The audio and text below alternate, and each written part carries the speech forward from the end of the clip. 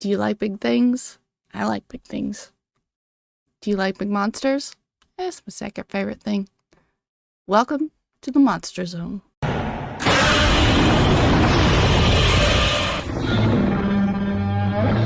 With our co-host, Parker. Mr. It's okay. Parker. He has names. I just know him as Parker. I've known him as Parker for how many years now? 5? A long time. It's okay. Long enough Even everybody's Hey, calling me. he don't Parker have a now, first and name. It's okay. Yeah, I'm the only one who calls myself on my first name. Listen, they've called me by a nickname at work for so long that I don't even know my first name. It's fine. And this guy right here, Dan, he's something. He says he's special. I am something. Mom told me I was special. Yeah, mom thinks I'm cool. your mom thinks you're special, but that's okay.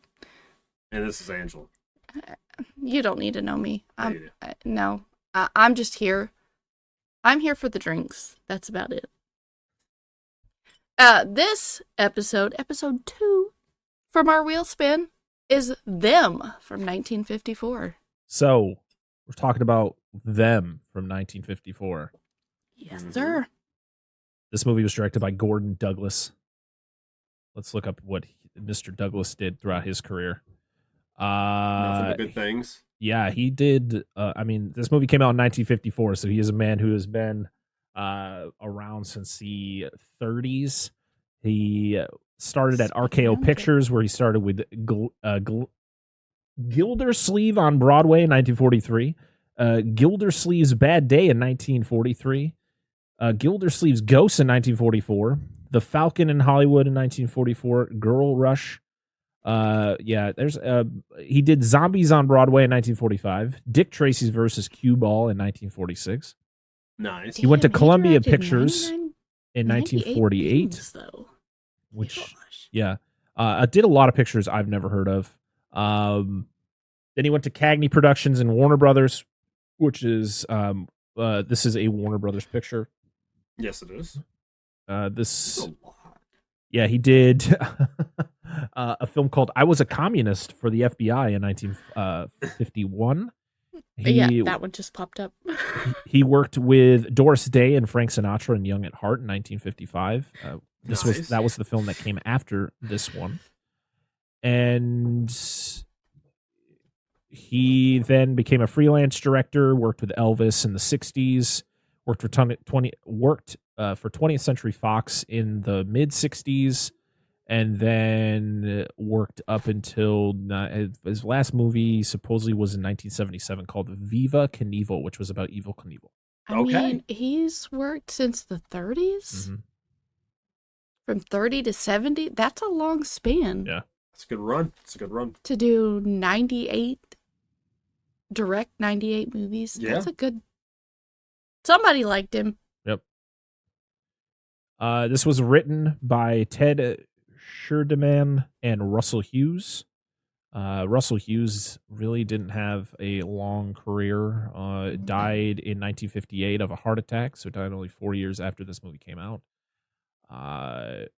This was story by George Worthing Yates, who started in 1938 working for doing The Lone Ranger, and his last screenwrite credit was on King Kong versus Godzilla in 1962. Oh, very nice. This stars James Whitmore, who in this movie, no joke, this man was 33 years old. This man looked like he was pushing 45, 50. It's a different time. I mean, It's crazy. and it had Santa in it. I mean, yes, we'll get to him, but yeah. So James Whitmore, people might know him from The Shawshank Redemption. He was I don't remember what his character's name was in that, but he was the old man who gets released at the end of the movie. Brooks. Yeah, he was in Tora Tora Tora, which is a Pearl Harbor film. Mm-hmm. Fun with Dick and Jane. Sorry. Yeah, he literally, his first film was in 1949, and his last film was in 2005. Yeah, he played an uncredited guard in the remake of Fun with Dick and Jane with Jim Carrey. CSI. But his He was first, in The Relic. He was in The King of Oh. Endless Light, which was his last film in 2002. Was in let's see, Shawshank Redemption, and he was in The Relic in 1997. I need to watch that. Yeah. Mm-hmm. Mrs. Pickle Wiggle. Sorry. We have Edmund Gwen, who played the original Santa Claus in the original Miracle on 34th Street, who was it Richard Attenborough would play I in was the like, remake. Santa? Yeah. Mm-hmm. I didn't know who he was because he doesn't have the beard, of course, which, when you put a beard on somebody, it really drastically changes your appearance. Like when, I have a beard, I look different than when I shave my face completely. Angela and Dan can attest to that. Last time we saw you, when you did not have that beard. When he has the beard, he looks handsome and dashing. When he doesn't have the beard, he looks like a little bitch. It's nothing personal. It's just Are you calling Parker a bitch? No, he's not. He looks like one. You just look like one. No, like and I've seen this movie before, and I was like, where's he at? And then I saw him, I was like, yeah. I had to like look at facial features, and I was like, wow. He was born in 1877. Damn. It just goes to show the difference that facial hair can make. He died at the age of 81 in 1959. We have Joan Weldon, who played Dr. Pat Medford, Patricia Medford. Dr. Patricia. She passed away a couple years ago. She made it to 90. She died in 2021. Her last film was, she stopped acting after 1958. Interesting. Yep. Wonder if she just settled down. Yeah, maybe. We have James Arness, who played, what the heck was his name? FBI agent Robert Graham. Robert. He was in Gunsmoke. He was Dylan. Forever. Yep. I grew up watching Matt Dillon with my grandpappy. He loved Gunsmoke. Oh, yeah. Yeah, he was definitely. Which was the one that you said looked like somebody else? I'll tell you when we get to it. He also was the original Thing from The Thing from Another World. Yes. That he was pretty damn cool. And his brother, Peter Graves, went on to play in another giant insect movie, The Beginning of the End. Yep. 3 years after this, by giant grasshoppers. And Leonard Nimoy has an uncredited role in this movie as a U.S. Army staff sergeant in the communications room. That's what my grandpappy was. He was a staff sergeant. Mm-hmm. Walt Disney actually watched this movie and he was trying to find someone to play Davy Crockett. Mm-hmm. And so when he saw Arness's performance and also his performance in Gunsmoke, and that kind of got him the role to play Davy Crockett. See that? But yeah, so there was a lot of crazy things. This movie was originally supposed to be shot in color, but it just was going to be too expensive, and it was going to take too long to do. So the only color you get is the title card. Yep, Warner Brothers didn't have faith in it. Nope. Until Paramount showed interest. Yeah, and it was going to be shot in 3D. Yep. I can see that. Yeah, there's a lot of shots that kind of feel like that. they had the shots down, but they were like, yeah, we're just not gonna scrap that. There's a couple of it goes close up and yeah.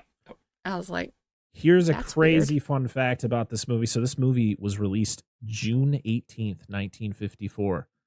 The same date, only 22 years different than the first movie we covered on this show. Food of the Gods was released June 18th, 1976. That's ironic. That is insane. This ran at month for Granny's birthday. This ran at 94 minutes, and it based on its box office is based on rental amounts. It made $2.2 million in rentals.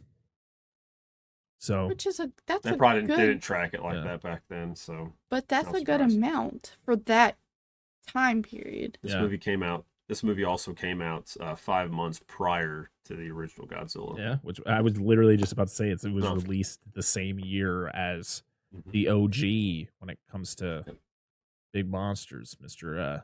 The G-Man himself. So that's pretty crazy.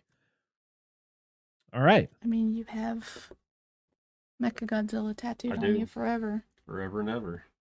All right, you guys ready? Let's do this. I am ready. All right, so I I love This this one's- movie.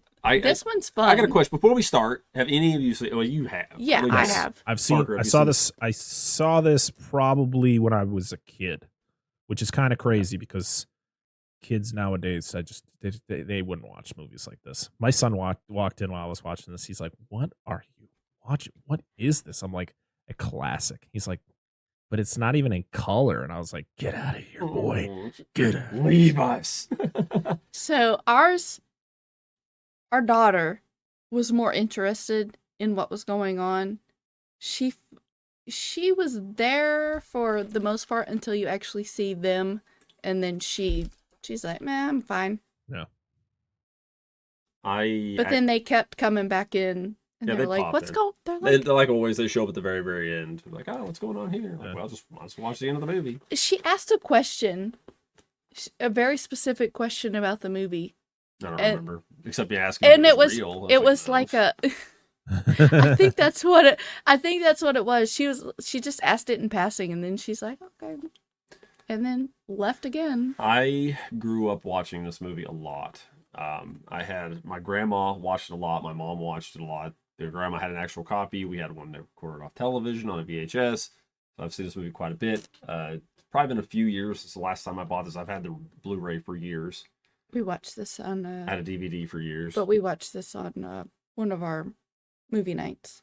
Yeah, we did. We watched it on a movie night as well, and then we threw the Blu-ray in just yesterday. Yeah. So the movie opens up with our main character, Sergeant Ben Peterson. We're just going to call him Ben.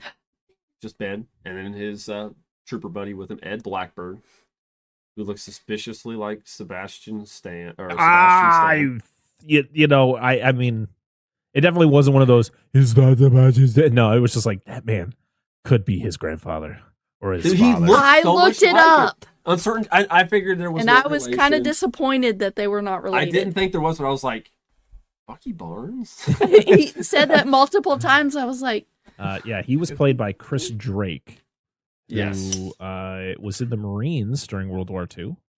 So, yeah, he was in Dragnet. He was in The Lone Ranger, Lassie. A lot of just mostly television work. I think this Lassie. was one of his few film works. But yeah, he died in 1961. Or no, sorry, he died in 2006.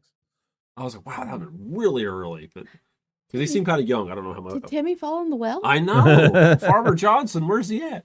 Anyway, so we open on black and white shots of the desert and the them title card, which is in red, which is colored. So Which is Apparently, there's great. versions of this where it's not.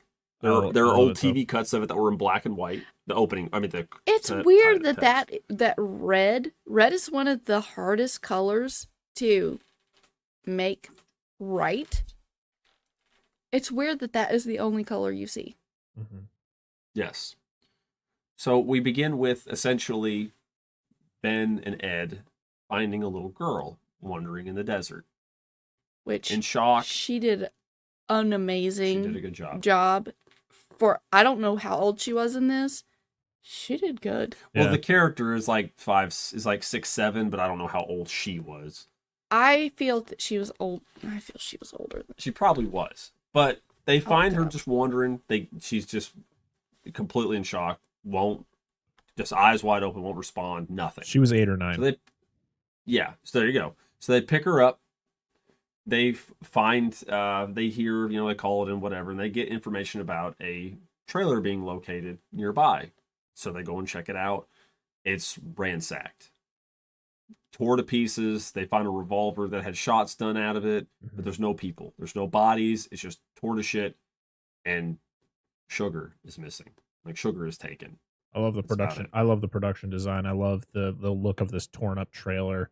Like it doesn't. It looks like a giant ant with these massive mandibles just fucking ripping and tearing this thing apart. Dude, the atmosphere of this movie and how much care went into like the background and the sounds and the environment for this is so fucking good, dude. It's underappreciated stuff. So she was 11 Really? She doesn't even look when 11. she did this. She's tiny. She was 11. It said she was born in 1945, and this came out in 54. So that would make her. This. That's interesting. Her name is Sandy Drescher because she's the Ellison girl. She was born November. She was 9. Sorry. Yeah. My math is off. So she was 9. But still, she was tiny.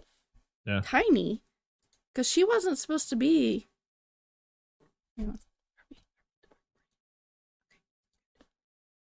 But still, for being that age, she did really good. Yeah. So this is one of my favorite scenes in the movie here, right here. Is they're checking everything out. They call in the medics, like, hey, we found a little girl. This place is toward as shit. We can't find anybody, blah, blah, blah. Medics show up. They find a weird footprint on the ground or a weird mark on the ground. They cast it. He's like, just do it because it might be important. They load the little girl in the back. You know, Ben's talking to the paramedic. How is she? He's like, I don't know. She seems okay, but we got to get her to the hospital to make sure she's okay or she's actually all right. And they kind of wheel her in the back of the ambulance, which is, it's a station wagon pretty much. That's how they were back then. Like ambulances nowadays. It's how it is. Yeah. And the wind's all kind of blowing up like, hey, you guys better hurry. There's a sandstorm coming in. And Ben and the paramedic are standing there, and then they hear this chirping noise, this stridulating noise. That's the worst fucking sound. Which, if you have, we had our subtitles turned on. If you have your subtitles turned on, it actually is the correct noise. Yes, and it's actually like frogs is what they used. They use like 5 different animal sounds. Yeah. And it's the worst. I was so over this noise. I almost muted the shit when it started. I was like, you're hearing my nightmares. I love this. I love this sound. Like, it's the opposite for me. I love this sound because it's so memorable to me. So, like, they're just, like, pairing out in the desert, and they're like, you ever heard anything like that? And he's like... But they're looking, and she just, like, sits up like a dead person. Yeah. Like, she is, like... Whoop. She fucking Undertaker to that shit, man. Exactly. Because they're sitting there looking around, they're talking like, "You've ever heard anything about that?" And he's like, "I've heard there's some weird noises out here in the desert." And then then the noise kind of tapers off, and she just lays back down. And they have no idea it happened. It's so they're not good, paying attention to her, and she just does her thing, and she just lays back down. Yeah, but it's so good. Like it's a touch that many movies like this would never do, but it makes this film for me.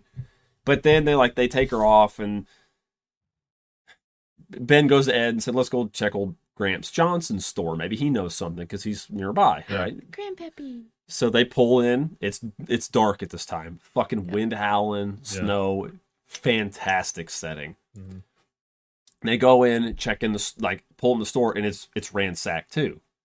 Like, tore to shit. The lighting's great. You could barely see anything. The back wall is torn out, but it wasn't pushed. It was not pushed in. It was actually pulled out. Or it wasn't pulled out. It wasn't pushed in. It was like not ripped Kool-Aid, out. Man. And they notice like there's a shit ton of sugar missing, and then they find old Gramps dead in a hole. But I like how they point that out. They say it was not pushed in. It was pulled out like something else that they had seen. Yeah, like it was. Yeah, and like they know this stuff. It's just police doing police work. They find like Gramps' 30 lever like tore to shit. Like the store is just destroyed. They are. They're looking at it like a crime scene investigator would, as they should, noting details, because when you look at it, the walls are not pushed in. You can physically see that the edges of the walls are pointed toward them. Yeah. So they're like, oh, hey. Yeah. And it's just really nice touches, and this is actually one of my favorite. Like the all the composition. It's just those finer details that you see, and you're like, okay. It's like the whole beginning like how this movie's the cinematography and everything. Because I love the beginning part of this movie so much. And Ed and Ben talk about it, and he's like, "Well, we should let the guys know at the other thing so we could tell somebody." And Ed's like, "Well, I'll stay behind." He's like, "Okay, just keep sharp, be careful, whatever, grab some oil off the counter and grease up that arm, Bucky, got that metal arm, you don't want that getting corroded by the sand." So Ben takes off. And of course, after Ben leaves, Ed's looking around, starts hearing the noise again, the chirping noise. goes out the hole in the side to investigate. It's all shot from inside the building. Yeah. So you see him go out, has his revolver out, which is common, by the way. Police did not carry semi-automatic weapons at this time. They didn't really adopt that until the mid-'80s. And you see him go by the window, and the noise chirping starts getting louder. He starts firing. You hear a roar. He screams, and then it just fades to black. Which is great. It's good. They don't show you what he gets attacked by. It's a very, I mean, of course, this movie came out 20, over 20 years before Jaws, but like this is a very Jaws moment for me, where it's like, yes, somebody gets attacked by something, and you're like, what the fuck is this? The build-up's good too. Yes, There's certain movies where you get that build-up and you get kind of like let down that nothing happens. I like the build-up of this because you figure it out before The characters. I figured it out the first time I watched it. I figured it out before they did. Just by the clues that was left. So I'm like, oh. I like how they figured it out too. But then you get certain movies that are like, well, shit. That was kind of a letdown. Yeah. But I like the build up. It wasn't just from here to here. It was a slow It's a logical progression. build up. It was logical. Yeah. And I like that. So Then we've cuts to back to the FBI headquarters. Then we get to react to a character that's actually mourning something happening to somebody, not like our first episode, but it's okay. Yeah. And I also like it's a logical buildup. It's not like you get certain movies where they like jump to conclusions and it's like from here to here and it's like, not quite sure how you figured that out. I like how they handle that later But they pretty well too. I like this the build up to it. It's logical. I don't like the jump to conclusions where they're right. Well, yeah, you don't like makes like a random wise ass guess. And I've played games where you get certain people, they're like, oh, this is it. And I'm like, how the hell did you figure it out? Like, no, this is not how that works. You get Ben back at the police station, mourning the death of Mr. Blackburn. Yep. Car drove by. Good. And we're introduced to one of our second main characters. Oh my gosh. Robert. Is it Robert Morgan? Is his last name Morgan too? No, it's Graham. Graham. Is it Graham? Mr. Graham. It's Robert Graham. Robert Graham. Bob, because they call him Bob Graham. That's right. Yep. So Robert Graham, James Arness, all 6'7" of him, handsome motherfucker, great voice, Dude is fucking tall. suave son of a bitch. All right, love him. He's just standing there. He will. I'm like, fuck, he's tall. Hey, that's why he was the thing. Anyway, he rolls in. You get the coroner to come in. Police chief's like, hey, watch what you say. This dude works for the FBI because Robert Graham works for the FBI. There's some good little subtle humor in this movie too. I really enjoy. Between, what's his face? What's his name? Oh, Professor Medford.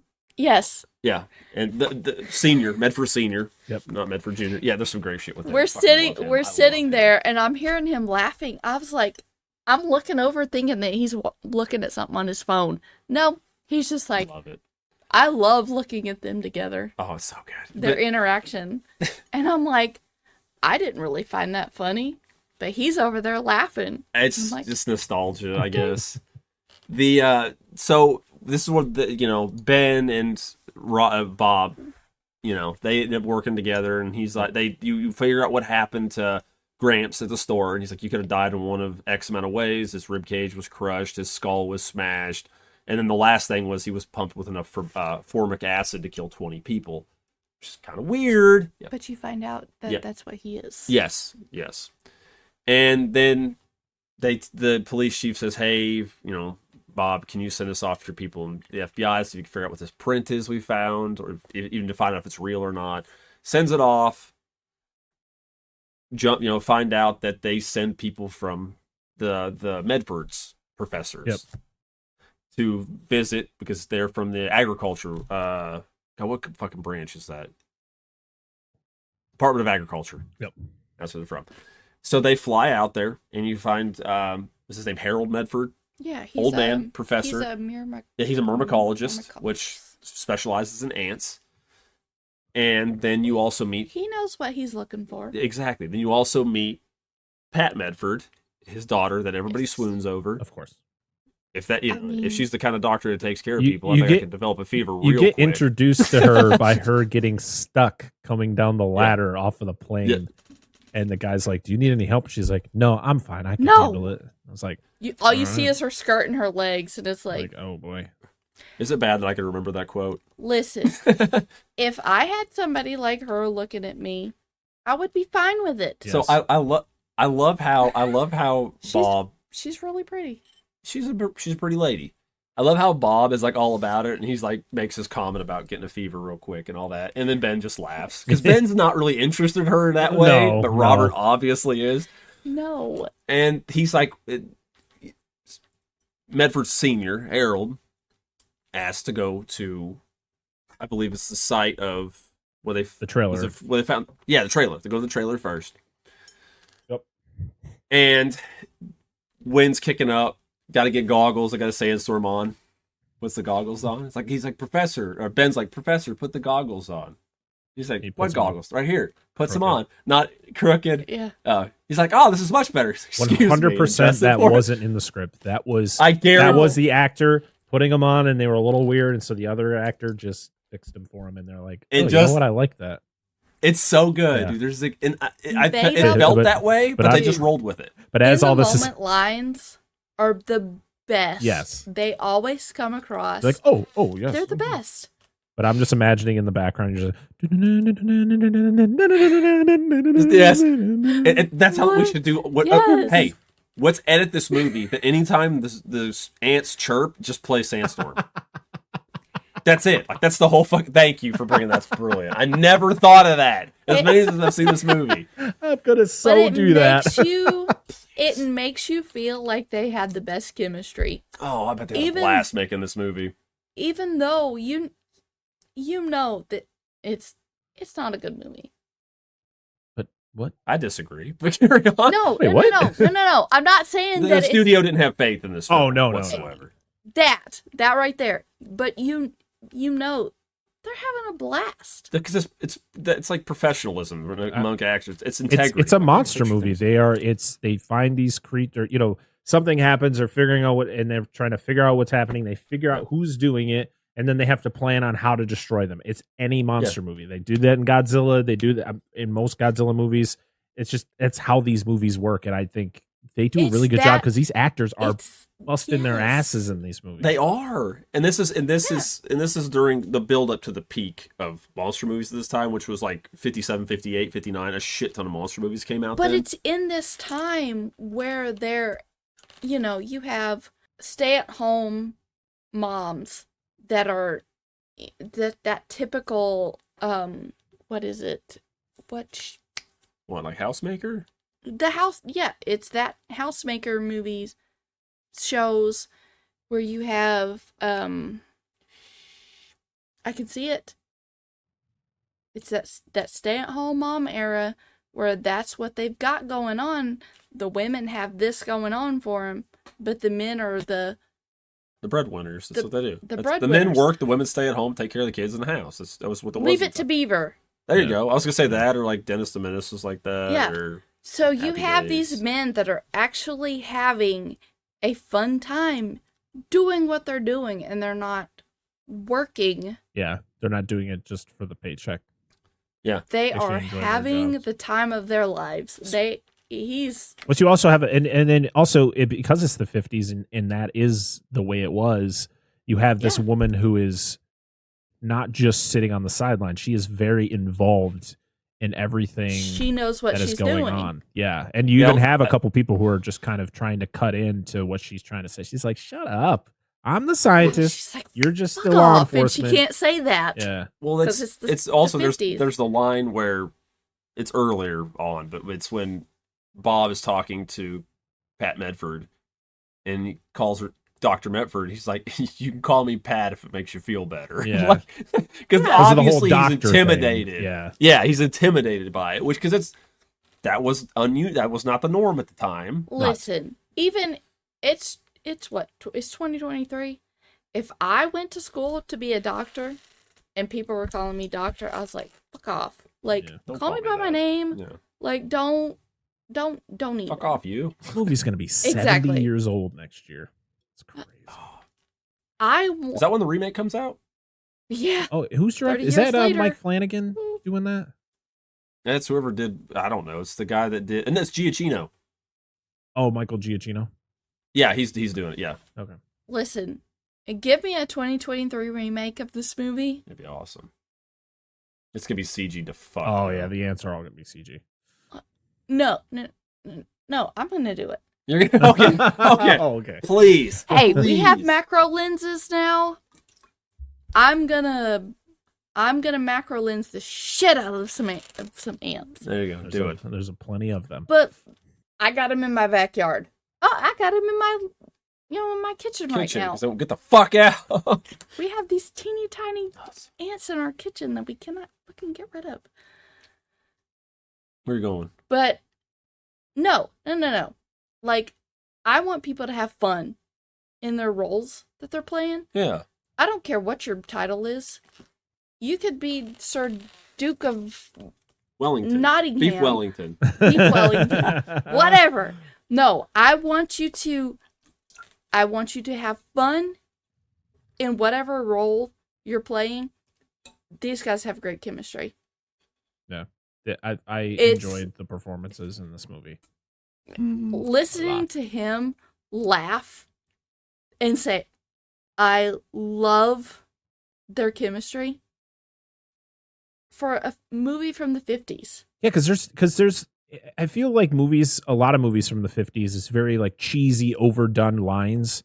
It's like, exactly. I feel, it's just the way they come off. But these are like genuine lines. Yes. Like it doesn't feel like it's from that time. They have emotion. Like they're actually fucking like someone dies. Yeah, you're feeling it from those characters. When the characters are having conversations about this serious situation, it sounds serious. It's not just like, all right, they're trying to make it sound serious, but I'm just kind of feeling it's a joke.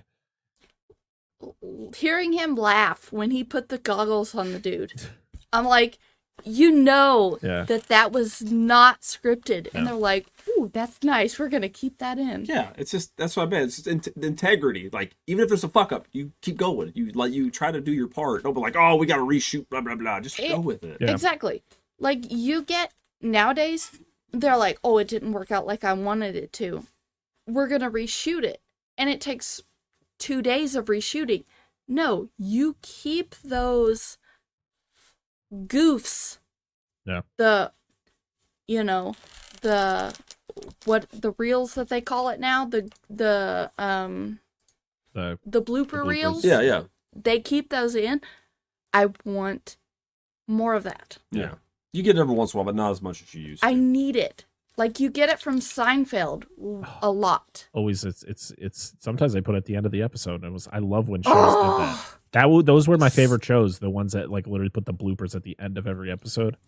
Mm-hmm. That is what I love about TikTok. As of late, I've seen blooper reels, and I'm laying here. Our bed's right there. I'm cackling. It's true. Right at bedtime, and I'm like, "Hey, can I show you this?" And he's like, "Can you just show me tomorrow?" You'll try to sleep. He's like, "I'm half asleep." Because I don't want to laugh because it'll wake me up. And here I am shaking the bed, laughing at I don't want to laugh. Scenes. It'll wake me up. It will, because I'm trying to fucking sleep. Like I love you. I'm glad you want to show it to me, but I'm like, oh, just let me nap. I'm like, God. Please let me show you this, because I will not remember. But that's what I need in more movies today. I want those bloopers. I want people to work with what they've got. Yeah, I agree. And I love that about certain scenes in this movie. Yes. Well, we're at the campsite. Sorry. Like no, it's fine. I derailed us. You're fine. Totally fine. So they're at the campsite where the trailer was tore up. And they're like, hey, we got to check all this stuff out. They're kind of talking back and forth. The sandstorm's coming in, the goggle bit, blah, blah, blah, blah. And, of course, Pat goes off, checks some stuff to find more of those prints. And they hear the noise. Yeah.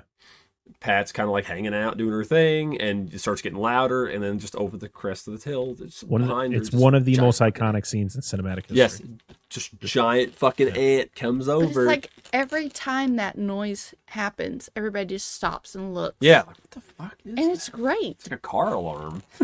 This Wait, we don't have those yet. I'm sorry. There's a lot of other things were inspired by this movie. Of course, a lot of giant insect movies came after this. The one that really rings true for me is if anybody who ever played the Command and Conquer Red Alert franchise or any of the Command and Conquer games. In Command and Conquer Red Alert, the original one, there was a special campaign you could get. It was called It Came from Red Alert, and you actually fight giant ants.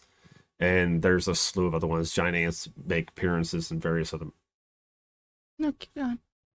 movies, like Zombies Ate My Neighbors. They're in there. Oh. Insert random thing here. I love that game so much. Them has had a slew of a massive impact on pop culture. So obviously the ant comes up. She Pat Medford screams because I don't blame her. If an 8-foot ant just came out of nowhere, excuse me, ma'am, like, oh god.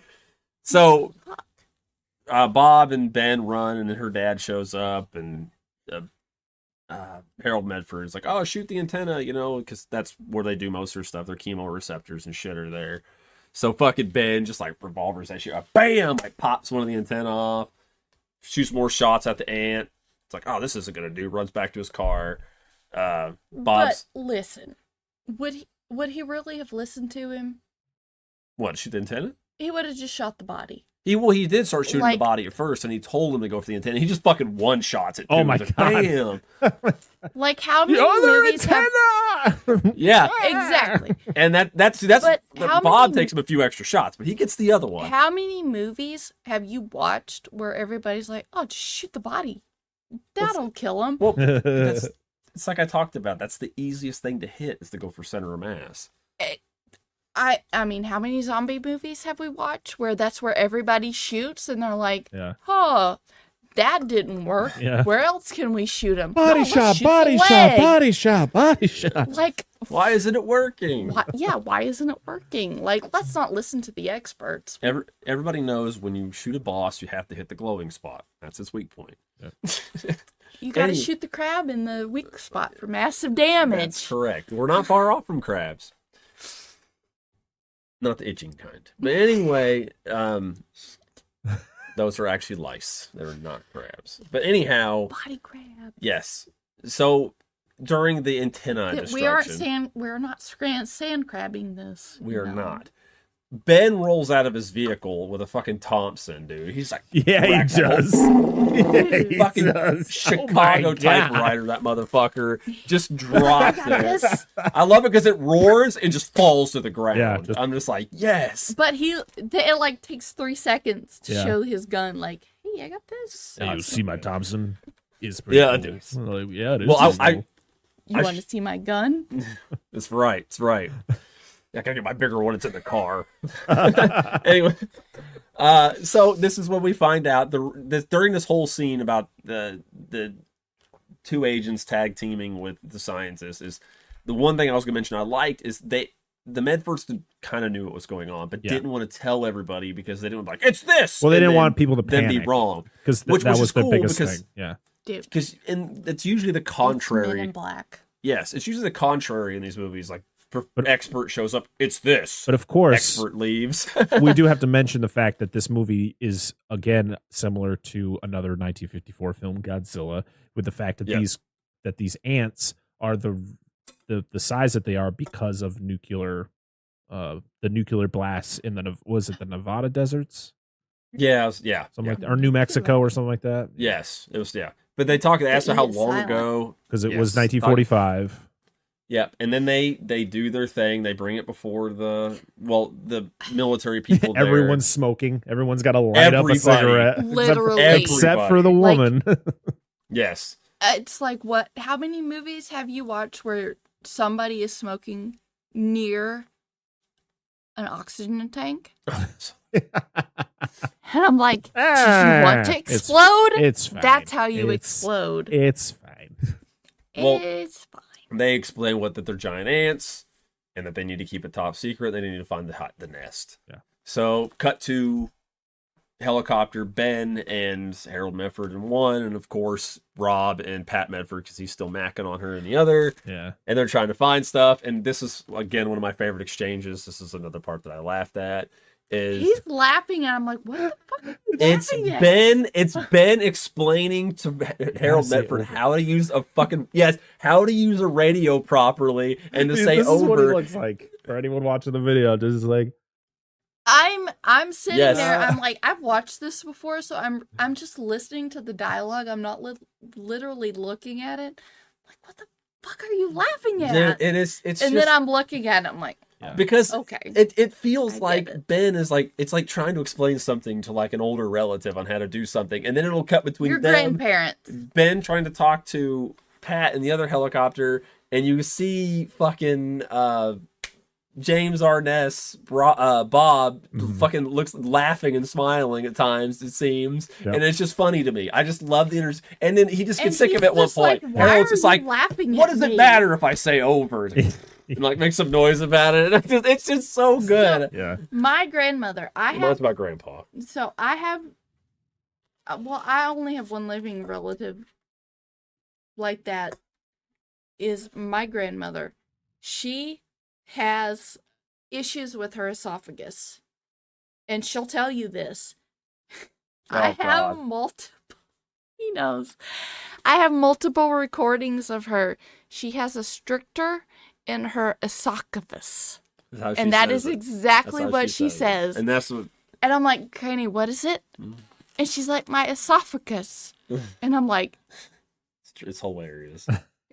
You have a stricter. Well, she doesn't even call her daughter by the right name. Listen, she calls my daughter's name is Saris. She calls her Sierras.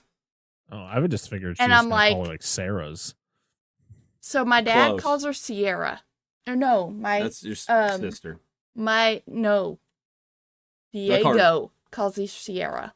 Yeah, Buffy calls him Siri. Siri.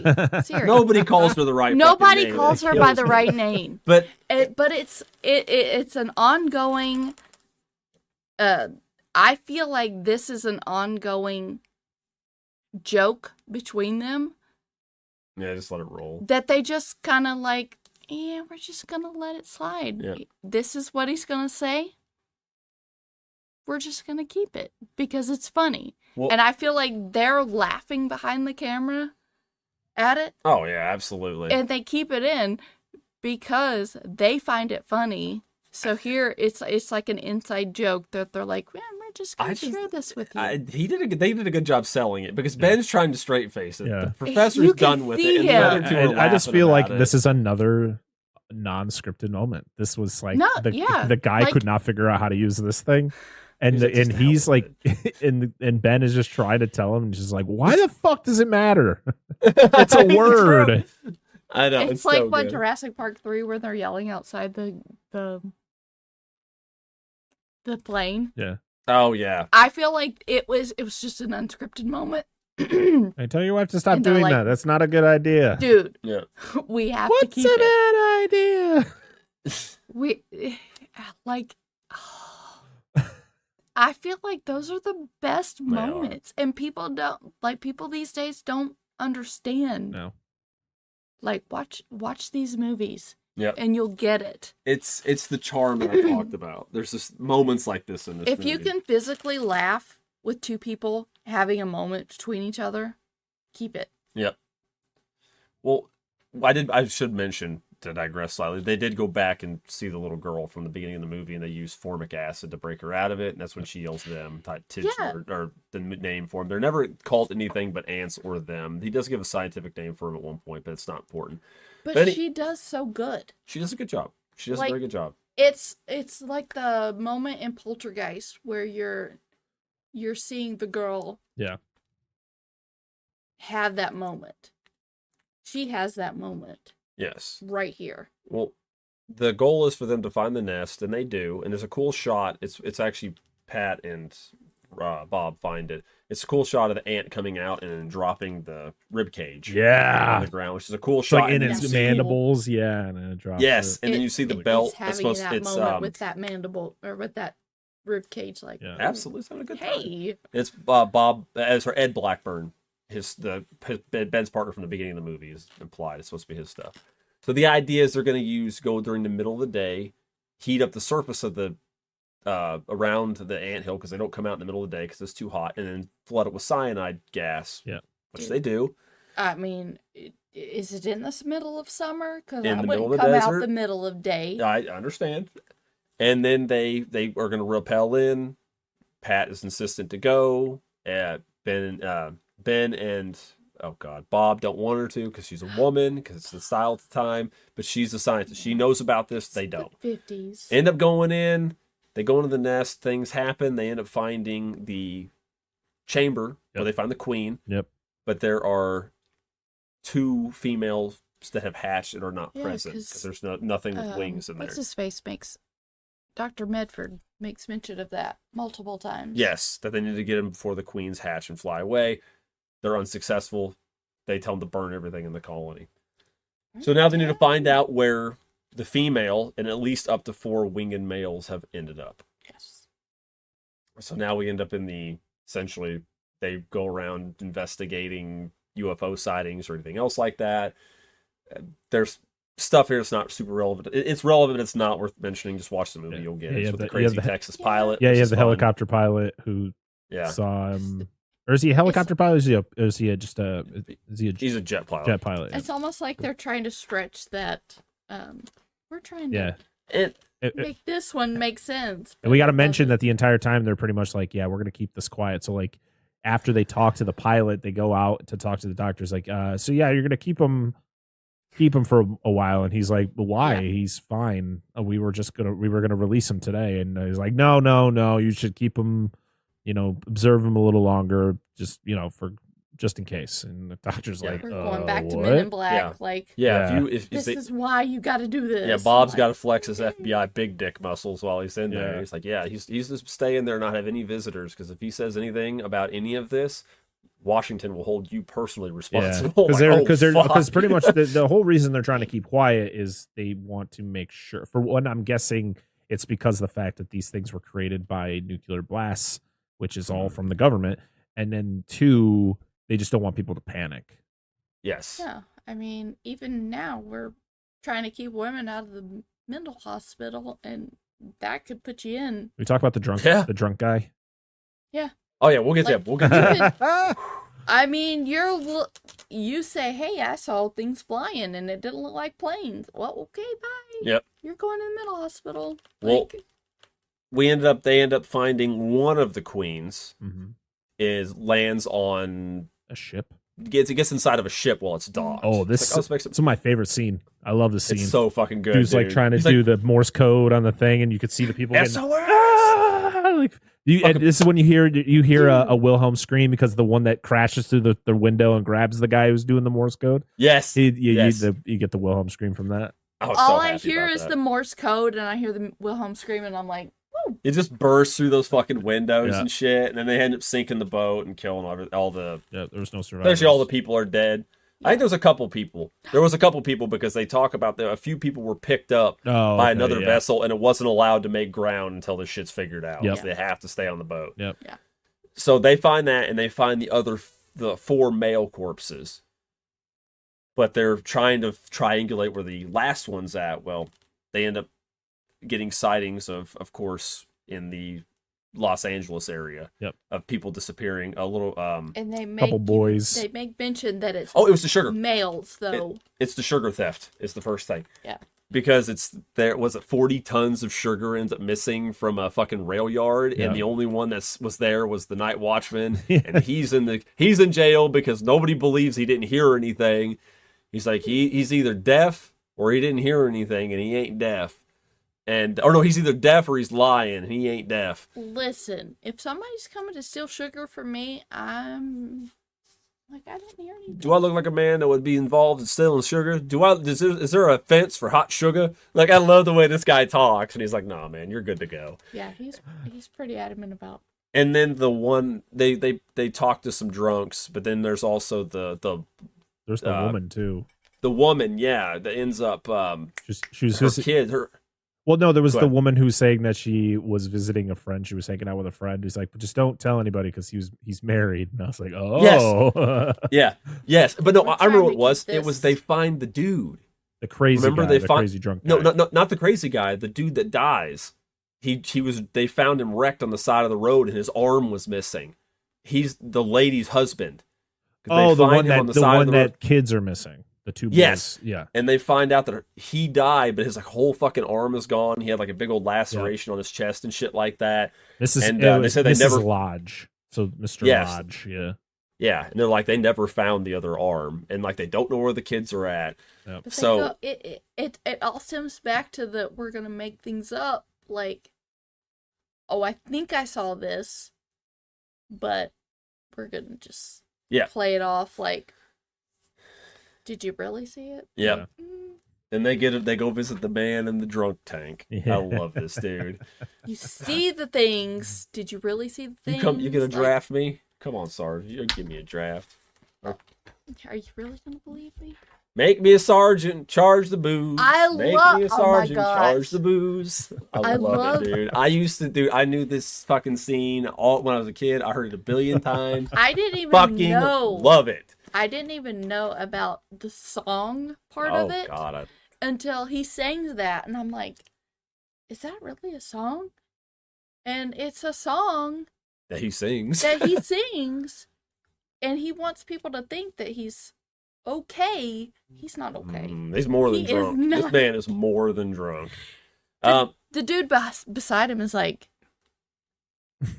the whole time, He's like, shut the Oh fuck yeah, up, the one, dude. the guy, the Fucking old guy next shut to him. up. He's just like, my nerves. Yes. yes. Oh, by the way, the old man. Dude, one I of- have heard, working in retail, you hear more things come out of people's mouth that you want to hear, and you're like, shut up. Oh my. Well, I was gonna say the person who plays the old man is actually the first dude that gets eaten by the blob in the original, I mean, The old you man just I want to did tell see that, people, yeah. shut up. right? And you can't tell them to shut Well- up because, at this time and age, it's not proper. All right, no. Blobfest is this weekend. There you go. So it's relevant. I could tell all the people to shut up. You good, dear? You good? She's still on it. She's done with people. She's Just shut done the I- fuck up. Dude, if I'm done with you, and I have 3 kids, if I'm done with you, I don't even hear you. I can just ignore you. That's what she does to me, so I'm used to it. No, no. Okay. Like we've had people this week that I'm like, are you okay? Like I've heard people Like from okay. aisles over, and I'm like, fucking hell, I'm just going to the bathroom. I'm gonna hide for a minute. Till you leave. I understand. I do that at elevators at hotels, and wait for the elevator people just be standing like, I'm just gonna step over here. I just don't want to get a conversation. When you hear people, dude, I was walking to my car today, and I had this guy say, "How did you get that in your hair?" And I'm like, "This? I dyed it." He's like, "Did you do it yourself?" And I'm like, "Yeah." What about this in your lip? Do you like pain? And I'm like, "Fuck off." People. I'm like, man, they're so "No." And I walked to my car. I'm like, dumb. People. So during the drunkard's transaction, he keeps I talking. honestly felt like he had been. I mean, it's what 4:30. I got off work. Yeah. I'm like, It's all right. "You okay?" It's all right. So I think the Listen, if you're not a female, you don't know what I'm going through. so you okay? Yes, Good. I'm fine. Just making sure. So during the transaction of talking to this individual, he keeps talking about seeing shit out the window. I don't know how they fit inside the ants. Him Stuff like- looking at his window. Yep. There you go. He talks about not being able to fit inside the ants. Or I wonder if they fit him in the ants. He's like, what are you talking about? He's like, the giant ants. He's like, how long you been seeing them? He's like, been there for 5 months. And it's the famous The LA River. Riverbed. It's the LA River. Yeah. Yeah. The LA River So- that has no fucking water. Yeah, he's like, I remember when there used to be water in that. It's- Like, how long ago was that? Yeah, this is the It's 50s and there was 2023 no and we water in the see LA River, things. which is Yep. crazy. People, they see things and you can't judge them for it. Where the Yeah. iconic T2 motorcycle chase was. Yes. Yeah, I was gonna mention that. A lot of movies have had shots in the LA River. Grease and stuff like that. We're like this. We are, what is 6 degrees of Kevin Bacon? Yeah, we can make it We happen. are 6 degrees of Terminator. Yep. 2. We did that for a while. We had that stretch with Terminator 2. But that's when they check the riverbed. They find the plane that used to belong to the boys. They're like, okay, well, we better get in there and figure out where these ants are, because they assume that in these sewer tunnels, which was like 700 miles worth, that they're in there. That's where they're at. And that's when they do the big public announcement over the radio that there's a curfew, martial law. There's giant ants. Yeah. That's when people are just like, what the fuck? Yep. Because they don't all conceal carry at this point. No. That wasn't the style at the time. And what was the mom's name again? Looking for her boys. What was her last name? It was just name? Mrs. Lodge. Mrs. Lodge. This is a scene I remember because they're talking about they need to go in. They're gonna we can just use gasoline and burn out the stuff that's in there and whatever. And Ben's like, "What about the 2 boys?" He's like, "Do you really think they're alive? Like, do you think we should go and do that?" And he's like, "I don't know. Their mom's right behind you. Why don't you go have that conversation with her?" Yeah. And he's like, I like this character a lot. Yeah, I do too. And I don't like how it ends. Listen. No. So they go in. If you were threatening my kids, I was like, you better fucking try to save my kids, you bastards. You light me on fire first. Like, I'm listening to you. I'm just asking for a drink. I thought you were going to splash it on yourself. My water. No, like my kids are. There's some parents in these movies. I'm like, you should not be a parent. Yeah, well, some people in real life feel like that too. But she definitely cared for her kids. You could tell that very she much. was very like worried. You that's what you want to see. Yeah. And I'm like, shit. Well, they go in the tunnels, and of course, Ben finds, the nest. Yep. And then he crawls through like a little drain and sees the boys, and there's ants there. So he's got like a flamethrower pack, like bending shit down. Goes down there and like fucking lights them up. Gets the boys, starts feeding them down to the back out to like safety because the guy driving on the other side. Because he's like, what, climb fast or something. I'm like, shit, if I was that kid, you wouldn't have to tell me twice to climb fast. Yep. I'm climbing like I'm climbing a tree. Yep. And this is the sad thing, which you actually don't see often in movies of this era, is where fucking Ben gets just taken out by an ant, dude. After he gets the last boy in, just boom, man, just gets fucking freight trained by an ant. And you don't see it. Like, you see him get grabbed, but he doesn't react until, like, the close-up scene, he doesn't react until it's further out, and you're like, what's going on? Yeah, like then he, like, yells, and I'm like, is he okay? Yeah. Like, you see nothing. You just see this ant, like, doing this. Yep. That's it. And then fucking Bob shows up, like, a bunch of dudes like M1 Grands and Thompson shit, they light the ant up. You get the whole like sad thing, like the kids are in the pipe and stuff, and Ben dies, and they send medics in, but they know he's kind of fucking done, unfortunately, which sucks because Ben was like, he was our lead dude. He's the guy we started with, and it's the scissors, but you don't see that part. Yeah, he just kind of gets fucked up. But they go in, they push through, go through the ants, like they fight to find the brood. And there's a tunnel collapse where I love this fucking scene where just Bob's on the other side of it, and there's just a shit ton of ants, and he just got this Thompson like fucking point like one's head. I was like, yes. And then the wall opens up, and then they come in with like the fucking rifle grenades and shit like that, and grenades, flamethrowers, and they find the queen. Where they find the queen's just nest in time. Yes, they have the doctor. Finally, the Medfords are back. Yep. They're gone for a little while. Yeah, and the doctor's like, fortunately, we found it in time. Yep, and they light them up. They burn all the queens and everything, the newly hatched queens. And I'm like, that's kind of convenient that you found them. Well, they missed the first one, so. Yeah, because they're questioning him through all of this, and he's like, yeah, fortunately, we found them in time. Because he's being realistic about it. It's like, if you don't do anything about it, they'll overrun the world. You can't keep pace with them. Yeah. There's a shit ton of them. So they kill them off, and then we get the end as the new queens are burning. And Listen, if you've never had to deal with ants, you do not know. Get the fuck out of my house. Just napalm your house down. Yeah. We are currently fighting ants of some sort Yeah. in our house. They're a pain in the ass. We have like itty bitty microscopic ants. So that being said, we do. They won't go away. They don't. But so I get this. We'll just burn our house down. That's what this movie's conveyed to me. Flamethrower. New setup next time you see us. No, I'm just kidding. Right. So Parker, Yes. what did you think of this movie? I had a lot of fun with this. I love how different it felt compared to a lot of other 50s films. Also, just 50s monster movies. Like you said, they didn't really, a lot of them didn't come out until after this one.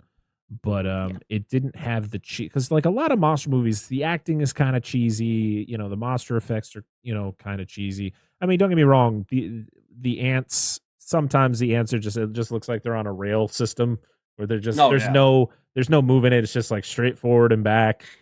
But it's like, it's the time. Like, this was probably one of the bigger of the monster, like these monster movie or big insect movies that they had made. And I think the performances really back up, everything. I don't think it was one of those type of movies where you don't need to see the ants the entire time. They were there just enough. But the characters were so compelling in what they were trying to do that it keeps you engaged. Even though I watched this when I was exhausted, so I had to it took me like 2.5 hours to get through it. And not for the fact that I didn't like the movie. I was just exhausted trying to watch this thing. And I literally I'd probably doze off for 5-10 minutes and I'd be like, fuck, where was I? I had to rewind to a part I remembered and rewatch it again. Yes. But you're a trooper, dude. Yeah. I feel that. I mean, I don't think I would have bought the Blu-ray if I didn't, because I remember watching this when I was a kid and I really enjoyed it. I love classic movies. I'm a type of guy who will watch movies it doesn't matter what year it's from. Just, as long as it's entertaining, I'm going to watch it. And this is a very entertaining movie. The 50s are a decade that there's not a lot for me to enjoy. You have like the original Godzilla, you have them. There's some other ones that are sprinkled in there, but the 50s is kind of a decade that just doesn't have a lot for me. But this is definitely one of my tops when it comes to the 50s. Wife? So I don't have to necessarily have like big like CG, action packed. No. I don't need it to be like constant. This is what happens, like action packed.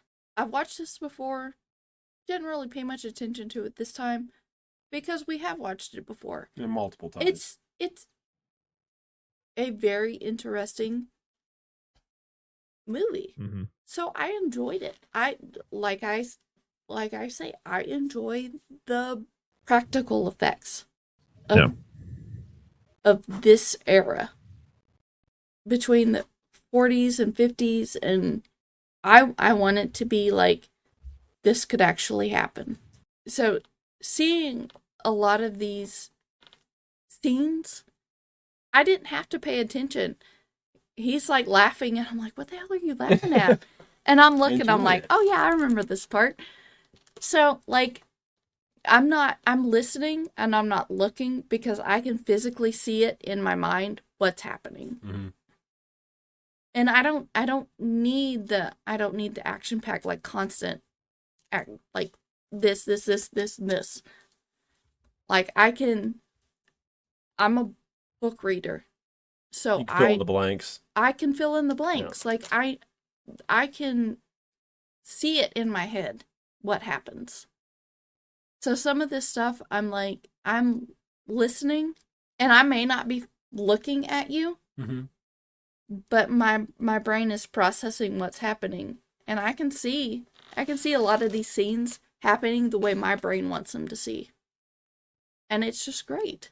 Well, and I enjoy it. Yeah, another thing about movies of this era is they don't try to overcomplicate themselves either. You kind of know what's going on. They don't have to. It's there are some movies that I need this explained.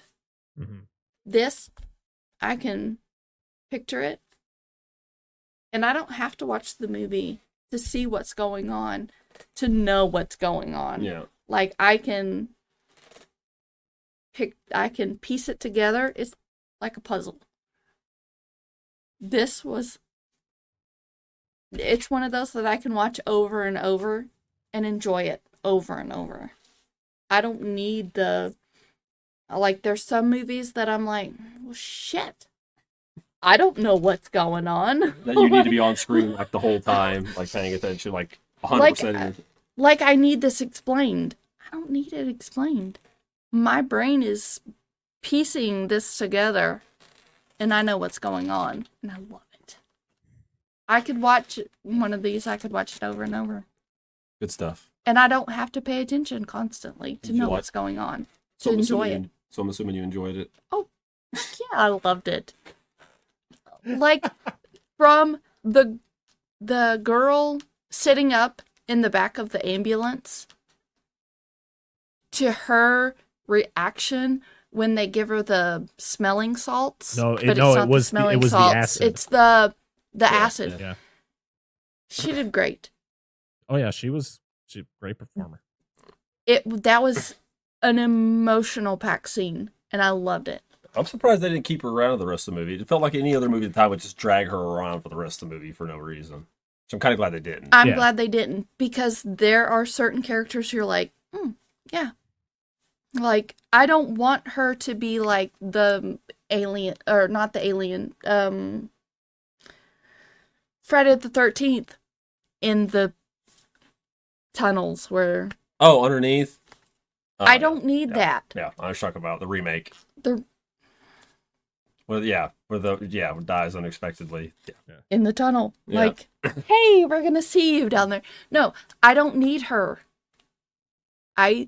She did a great job. What was your name? I don't remember her name. Sandy Drescher. Sandy. Yeah. She did great. And she didn't have very many speaking lines. She did a good job. Like a lot of great physical acting. Her physical acting when she screamed them for the first time, I was like, yep, Yeah. I'm sold. And that's where you get the title from, is from her reaction to it. Yeah. I am sold from right there. Like her sitting up in the back of the ambulance. I love that scene so much. So good. She didn't even need to speak. Yep. Nope. And I'm sold. Sorry. No, it's okay. You're good. So obviously, I love this movie. It's the best giant insect movie I can think of. So glad our wheel picked this. It's a great Food of the Gods than this. Nothing against Food of the Gods, but it's a vastly different film. I love this movie. I love the practical effects. I love the character chemistry. I love the atmosphere. Though I will say my biasness for this movie is the first half. I love the first half of this movie in the desert. I love all that stuff. I do enjoy the second half of the movie because, if not, then they couldn't make me a sergeant and buy me the booze.